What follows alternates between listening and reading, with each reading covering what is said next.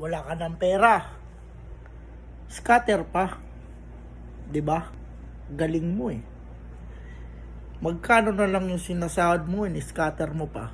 Halos malumpo ka na. Kakatrabaho, scatter pa. Yung oras at buhay mo, dyan na umiikot sa trabaho, scatter pa.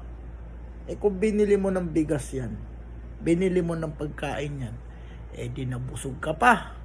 'Di ba? Wala ka talaga sa ayos mag-isip, pre. Para sa mga may kakayanan lang kasi yan. Kung nasa survival mode ka pa, huwag mo nang pasukan ng sugal yung buhay mo. Sugal ka ng sugal eh. Busy kami dito sa trabaho habang ikaw nalululong ka na sa sugal.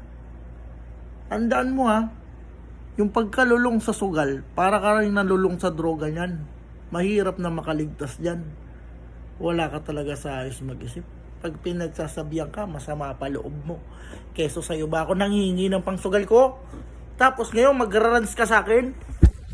Magme-message ka sa page ko? Sinabing huwag nga magsugal.